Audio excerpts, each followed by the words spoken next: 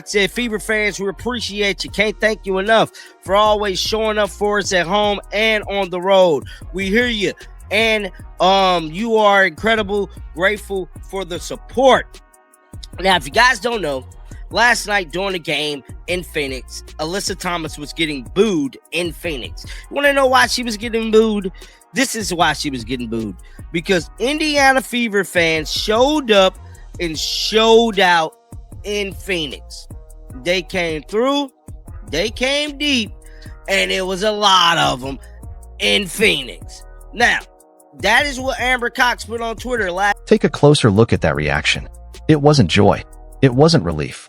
It was something else entirely, like she'd been holding this in for weeks, just waiting for the right moment to let it out. Amber Cox, the Fever's GM, put out a simple thank you post after a road win in Connecticut. Nothing wrong with that on the surface. But dig a little deeper, and the timing tells a different story. This was a win without Caitlin Clark on the floor, and the message read like a quiet victory lap. Look what we can do without her. Fans picked up on it instantly. The replies filled up fast, and one comment cut straight to the point. She's always this hyped when Clark isn't playing. Now here's where it gets interesting. A GM with any experience would have just moved on. Cox didn't. She fired back. Publicly. Against her own fans. Think about that for a second.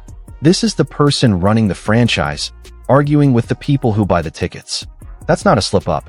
That's a GM showing you exactly how she really feels, whether she meant to or not. In a hurry, got in the comment section, said nonsense. You know who is also happy after any win? CC, because this is a team full of people who celebrate and care for one another. And like all of them, she's a great teammate. We all cannot wait to have CC back on the court. Enough with this ridiculous narrative. Woo! Woo! This is Indiana Fever GM Amber Cox loaded up on the fans. Somebody said, oh, it's not going away. We see you for what you are. Maybe try a little competence for a change to get the people back. Here's what Cox actually said back, and every word counts. Nonsense, she wrote. Caitlin's just as happy after a win. This team lifts each other up. She's a great teammate. We all want her back on the court. Drop the narrative already. Sounds harmless. But look again. That's not defending team culture. That's shutting down real concerns and labeling them fake. And here's the issue. Fans aren't imagining this. They're connecting real dots. When Clark takes a hard hit, a dirty foul, something that should get flagged, nothing. Dead silence from the front office. But win one game without her, and suddenly there's plenty to say. Rewind further. Back when Clark was out with an injury, fans noticed something odd. The team's posts had a different vibe. More hype. More energy. One fan said it straight up. Feels like she's happier when Clark's not even playing. That's not fans overreacting. That's a pattern forming. And patterns tend to speak for themselves. Damn. Why 2 minutes? Why hasn't Amber said anything about Caitlin Clark and AT situation? What is CC actual injury? Why did Scott get fired? Man, we don't care about Scott. I just got to be honest, man. You could have did without the Scott part. Somebody else said, why keep Dantes over Justine? Right. That is a big scratch your head moment right there. Dantes is trash, bro. I just got to be honest. Now, Justine Pascott is finna go out there to Las Vegas and ball. Mark my words. I bet you any amount of money. Justine Pascott is about to go to Las Vegas Aces and ball. Now, somebody else said, why not fire the coach? 3 All-Stars and 7th in standings. 10th out of 15 in defense rating. So yesterday I made a question and I said, man, I wonder what is the Fever ranked among all WNBA teams when it comes to the defense. And you see here, they're ranked. And the pylon didn't stop there. One fan hit back with, try showing some actual competence if you want people back on your side. Another dropped the questions everyone's been asking. Why the silence on the Alyssa Thomas incident? What's really going on with Clark's injury? And why was Jess Scott let go? That last one stings. Scott was an assistant coach who fans say built real trust with the players. She's out, and the front office barely explained why. Meanwhile, Dante Jones stays on. The same coach whose defense has the Fever sitting dead last in the entire league. 15th out of 15 teams. Let that sink in. Last place on defense. And the GM's out here arguing with fans instead of explaining why a roster with 3 All-Stars is stuck in 7th place. Something's backwards here. This franchise landed a once-in-a-generation player in Caitlin Clark, someone who filled empty seats overnight. Road games sell out now. Every arena Indiana visits sees its biggest crowd of the year. That's the Clark effect, plain and simple. And what's the front office doing with that gift? Not building a real coaching staff. Not fixing the defense. Not protecting what they've got. Instead, celebrating wins without her and picking fights with the fans who showed up in the first place. We won the game, and these two showed out. A combined 45 points from AB and Kels. Don't forget the famous ICYMI post when CC was out. She loves herself a good CC less games. She so active without. I remember this. Damon did a whole video for them. I remember that. I definitely remember that.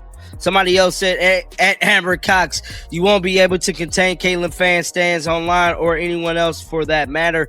Focus on in-person events, local businesses, have some giveaways for everyone, hand out more from tickets online, joins where I don't know what that is.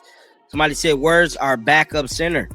Amber, find us a starting 4 who can't be relied on, please. This is where the story gets worse, not better. Because the fans weren't just venting. They were right. One comment nailed it. Why keep the current coach over Scott? Why not just make a change? 3 All-Stars on the roster, and you're 7th in the standings with a defense ranked 10th from the bottom. Except it's actually worse than that. The Fever aren't 10th. They're last. 15th out of 15. And that's with Aaliyah Boston, a former Rookie of the Year and a legit defensive talent. That's with Kelsey Mitchell, an all-star in her own right. That's with Clark running the offense like a veteran, not a rookie. So the talent's there. The problem isn't the players. It's everything around them. And how does Cox respond to all this? More pushback. More denial. No real answers about the defense. No explanation for the coaching moves. Just fans being told they're wrong for noticing the obvious. That's not leadership. That's dodging. Now zoom out and look at the business side. Attendance up over 300% from last year. Merchandise flying off shelves. Games getting national TV slots that used to get buried on streaming. All of it traces back to one player. Caitlin Clark isn't just part of this franchise anymore. She is the franchise. And somehow, the person running it is out here starting fights with the very fans Clark brought through the door. Narrative. Your coach and your front office makes it very obvious you all hate her and trash her at every opportunity. Why no one come to defend her in the media in the last 3 weeks? Telling you, man, I did a video before this one, and I kind of like let y'all know my thoughts on that. And the fact of the matter is that, yeah, man, they don't care. Oh, shout out to my partner, John Root, man. John, man, look, John, if you see this video, I'm gonna have to DM you, bro. We gotta hit a game together, John.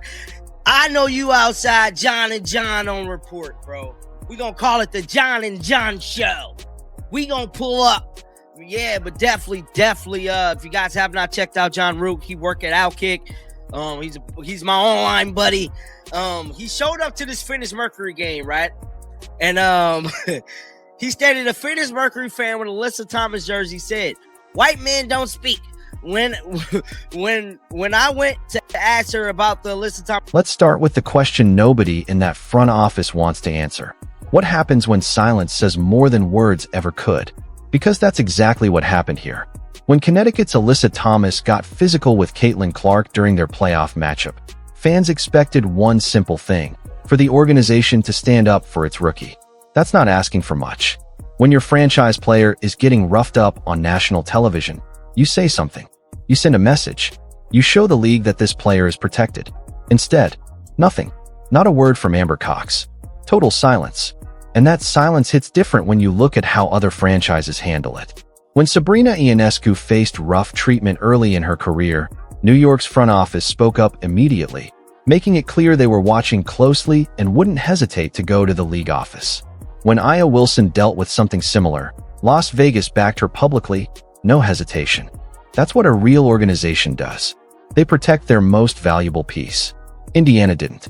And then, when fans noticed the pattern, vocal after wins without Clark, silent when she's targeted, Cox didn't reflect.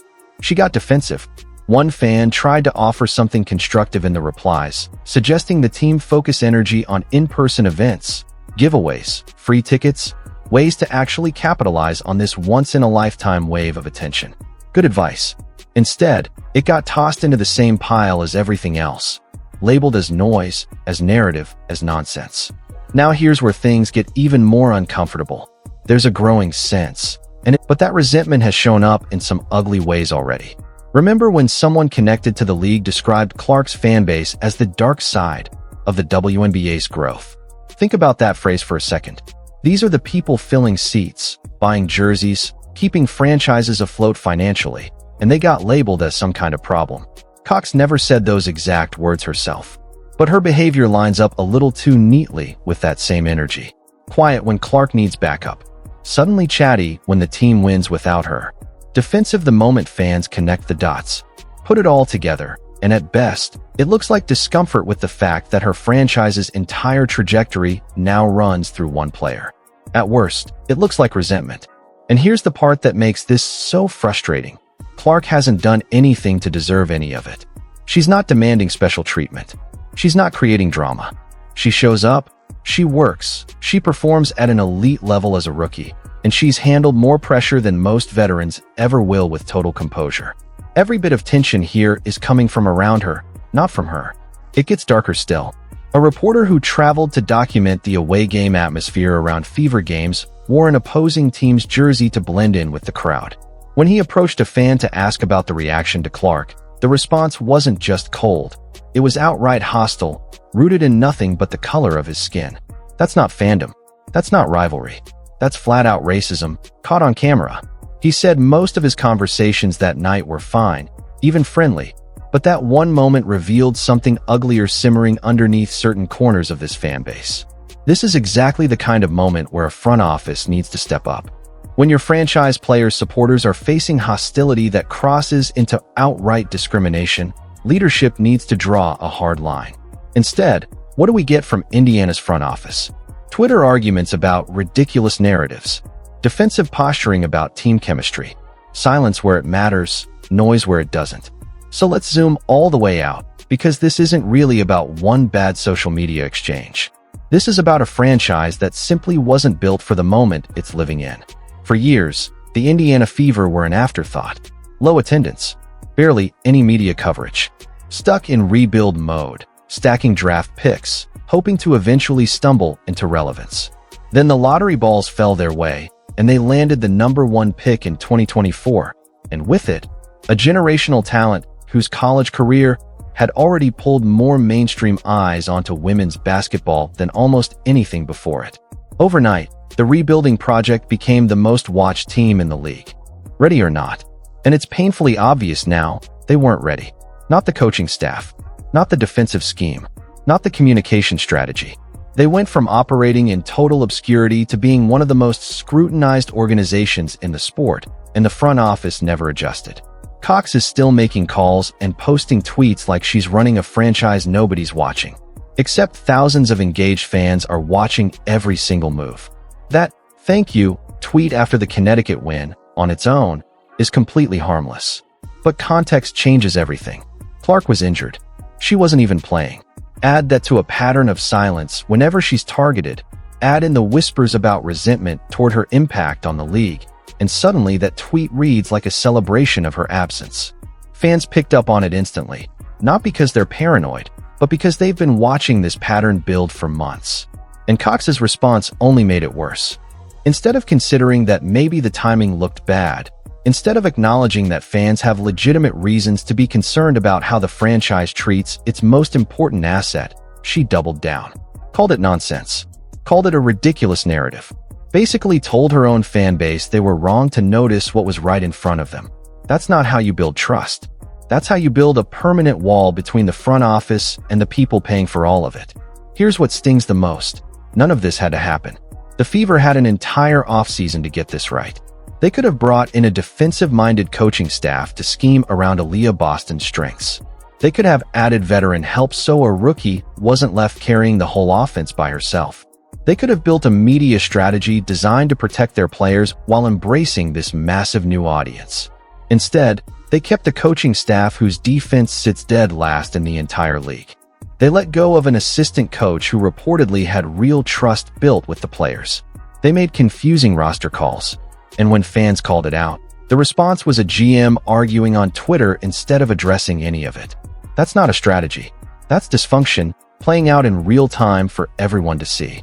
And the most painful part of all this, Clark is talented enough that this team might make the playoffs anyway. She might single-handedly drag a poorly built roster into contention through sheer force of will. But imagine what she could actually do with a defense that gets stops, with a front office that defends her instead of celebrating her absence, with coaching that doesn't leave her isolated against double teams with zero help. The gap between what this franchise is and what it could be is enormous. And that gap exists because of decisions made at the very top. Cox isn't solely responsible, but as GM, she sets the tone. And right now that tone is defensive, dismissive, and completely out of touch with the moment. Fans see it. Media sees it. And you'd better believe Clark sees it too. So here's the real question that should be keeping ownership up at night. How long before Clark starts wondering what her future looks like somewhere else? She's under her rookie deal for now, but that clock is ticking. When free agency arrives, if this organization hasn't figured itself out, every team in the league will be lined up with a blank check and a real plan. The Fever won the lottery. Talent isn't the problem here. Execution is. Leadership is. And right now, they're falling short on both. Fans keep speaking up because they actually care about this team's future. They want to see Clark thrive in Indiana. But patience only lasts so long when the problems are this obvious and the fixes are this available, and yet nothing changes. So here's what I want to know from you. Do you think this front office turns things around before it's too late? Or is this the beginning of a much bigger fallout? Drop your take in the comments. Hit that like button if this broke it down for you. And subscribe so you don't miss what happens next, because this story is far from over.